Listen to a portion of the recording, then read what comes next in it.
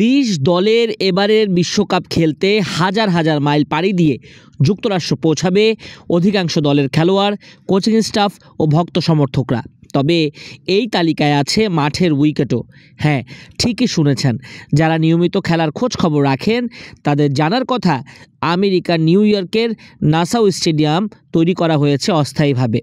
মাত্র ৫-৬ মাসেই প্রস্তুত করা হয়েছে গ্রাউন্ডটি।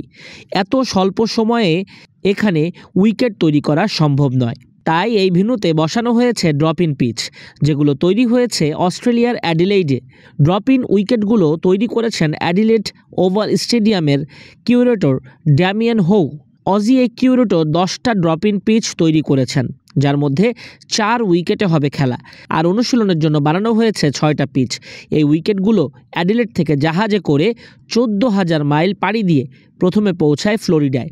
এরপর সেখান থেকে লরিতে করে সেগুলো নিয়ে যাওয়া হয় নিউ ইয়র্কের নাসাউ স্টেডিয়ামে। এই ভেন্যুতে গ্রুপ পর্বের ম্যাচে বাংলাদেশ দল মুখোমুখি হবে শক্তিশালী দক্ষিণ আফ্রিকার। তাই তো নিশ্চিতভাবে টাইগার ভক্তদের মনে হয়তো প্রশ্ন রাখছে, কেমন আচরণ করবে এই ড্রপ ইন পিচগুলো। সেই সম্বন্ধে আসলে পরিষ্কার ধারণা নেই কারো। তবে যেহেতু আইসিসি ইভেন্ট, তাই স্পোর্টিং উইকেট হবে সেটা প্রায় 100% নিশ্চিত। ব্যাটাররা বাড়তি সুবিধা পাবে, তবে বোলারদের জন্য কিছু থাকবে। উইকেট প্রস্তুত করা কিউরেটর ঠিক তেমনটাই জানিয়েছেন। বিবিসিকে দেয়া এক সাক্ষাৎকারে কিউরেটর ড্যামিয়ান হোউ বলেন, আমাদের লক্ষ্য ছিল গতি ও সমান বাউন্স থাকবে এমন পিচ তৈরি করা, যেখানে খেলোয়াড়রা শট খেলতে পারবেন, রান হবে, দর্শকরা আনন্দ পাবে। তবে চ্যালেঞ্জও থাকবে, বোলারদের জন্য কিছু থাকবে। এখানে বিনোদনদায়ী ক্রিকেট চাই, কিন্তু চ্যালেঞ্জ আছে। বিশ্বকাপের আরেক হোস্ট ওয়েস্ট ইন্ডিজে হবে সিংহভাগ ম্যাচ। মোট 39টি ম্যাচ হবে ক্যারিবিয়ান দ্বীপপুঞ্জের বিভিন্ন ভেন্যুতে।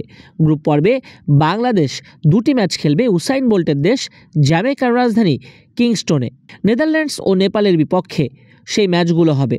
কিংস্টনের সাবাইনা পার্ক স্টেডিয়ামে গত 3 বছরে হয়েছে 3টা টি-20 ম্যাচ, যার 6 ইনিংসে রান হয়েছে 125, 145, 150, 172, 185, 215। অর্থাৎ এই ভেন্যুতে গড় স্কোর 165.33। তবে আইসিসি ইভেন্ট হওয়ায় এখানে 180 থেকে 200 রানের উইকেট হতে পারে বলে ধারণা করছে সংশ্লিষ্টরা। এই ভেন্যুতে এর আগে 2টা টেস্ট খেলেছিল বাংলাদেশ, 2004 ও 2018 সালে। সবশেষ খেলা টেস্টে দাপট দেখিয়েছিল স্বাগতিক পেসাররা, আর বাংলাদেশি স্পিনাররা ছিলেন সফল। 2 ইনিংসে মিরাজ 7, সাকিব 6 আর তাইজুল নিয়েছিলেন 3 উইকেট। অর্থাৎ এই উইকেটে স্পিনারদের জন্য কিছুটা সহায়তা থাকবে ধরে নেওয়াই যায়। এর আগে 2010 সালে ওয়েস্ট ইন্ডিজে হয়েছিল টি-20 বিশ্বকাপ। সেই আসরে খেলার অভিজ্ঞতা থেকে এবারেও সেখানে মাঝারি স্কোরের উইকেট আশা করছেন অস্ট্রেলিয়ার ওপেনার ডেভিড ওয়ার্নার, কারণ এই সময়ে আমেরিকা ওয়েস্ট ইন্ডিজে বৃষ্টি হয়ে থাকে।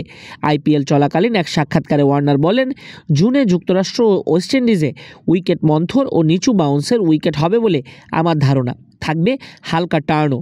আমরা যখন 2010 সালে বিশ্বকাপ খেলেছিলাম তখনও এই ধরনের উইকেট ছিল।